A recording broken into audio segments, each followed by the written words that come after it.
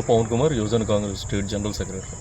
ఈ నెల కర్నూలు జిల్లాకి విచ్చేస్తున్న గౌరవ ప్రధానమంత్రి నరేంద్ర మోడీ గారికి మీరు ఆంధ్ర రాష్ట్రంలో ఏ మొహం పెట్టుకుని అడుగు పెడుతున్నారు?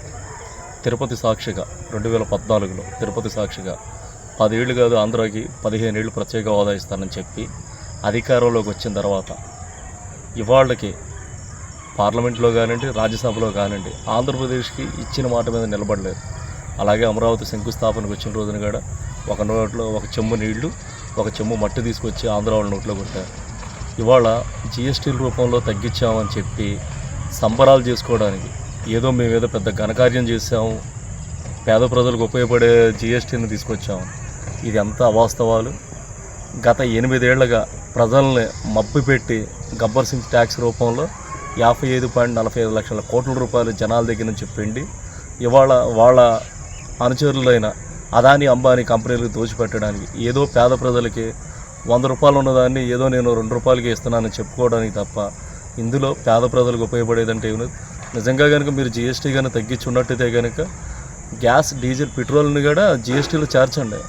సామాన్య ప్రజల మీద మీకు నిజంగా కనుక ప్రేమ ఉంటే కనుక ఈ 3 చేయండి.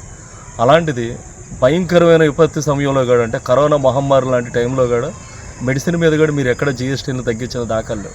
ఇవాళ ఒకటే ఓట్ చోరీ గద్దీ చోర్ అనే కార్యక్రమంతో రాహుల్ గాంధీ ఎప్పుడైతే జనాల్లోకి రావడం మిగిలిపెట్టాడో, అంటే 2024 పార్లమెంట్ ఎన్నికల్లో ఓట్ల అవకతవకలు జరిగినాయన్న ఒక కారణం చేత రాహుల్ గాంధీ ప్రశ్నించడం బిగినపెట్టిన కానుండి నరేంద్ర మోడీకి నిద్ర పట్టక నరేంద్ర మోడీ ఎన్డీఏ గవర్నమెంట్ కోసాలు ఎక్కడైతే కదిలిపోతాయో, మనం చేసిన మోసాలు ప్రజలు తెలుసుకొని మనం చీకొట్టే రోజులు వస్తాయన్న ఉద్దేశంతో రాహుల్ గాంధీకి ప్రజల్లో ఆదరణ పెరుగుతుండగా ఏదో రకంగా దీన్ని డైవర్షన్ పాలిటిక్స్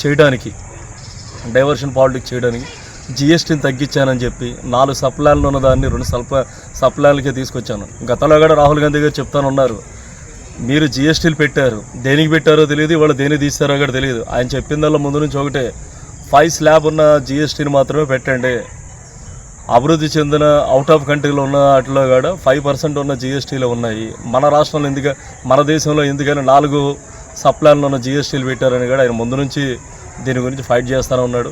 ఇవాళ బీహార్ లాంటి రాష్ట్రం తన చేతుల్లోంచి జారిపోద్దన్న ఒకే ఒక్క కారణం చేత ఏదో నేను జిఎస్టీని తగ్గించాను అని ప్రజల్ని మోసం చేయడానికి, తన స్వార్థ రాజకీయాల కోసం తను ఎక్కడైతే అధికారాన్ని కోల్పోతానో అనే దురుద్దేశంతోనే ఏదో ప్రజలకు నేను మేలు చేశానని, ఏదో ప్రజలకు నేను ఏదో తగ్గించానని ఉద్దేశంతోనే ఇదంతా జరుగుతుంది తప్ప ఇవాళ ఆంధ్రాకి వచ్చి మీరు జిఎస్టీ ర్యాలీలు చేస్తున్నాను, నేను అంత చేశాను ఎంత చేశాను, రైట్, మీరు ఇచ్చిన దానికి కట్టుబడి మీరు ఆ రోజు ప్రత్యేక హోదా ఇస్తా అన్నారు కదా, ప్రత్యేక హోదా ఇవ్వండి.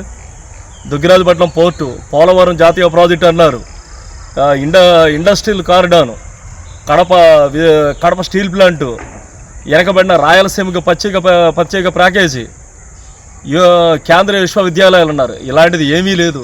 ఏదో వచ్చినప్పుడల్లా మసిపూసి మారేడికాయ చేయడానికి ఆయన తై అంటే ఇక్కడ తందాలంటాను. ఇక్కడ ఏపీలో కూడా ఇవాళ ప్రతిపక్షం కానివ్వండి, పాలకపక్షం కానివ్వండి, ఎన్డీఏకి సంబంధించిన పార్టీలు ఇవాళ ఉన్నాయి తప్ప ప్రజల కోసం ఫైట్ చేసే పార్టీ అయితే మాత్రం వీళ్ళైతే మాత్రం కాదు. మేమైతే మాత్రం దీన్ని యూత్ కాంగ్రెస్ తరఫున తీవ్రంగా ఖండిస్తున్నాం. మోడీ గో బ్యాక్ అనే నినాదంతో మేమైతే మాత్రం మోడీ పర్యటన అయితే కనుక యూత్ కాంగ్రెస్ ఆధ్వర్యంలో అడ్డుకుంటాం.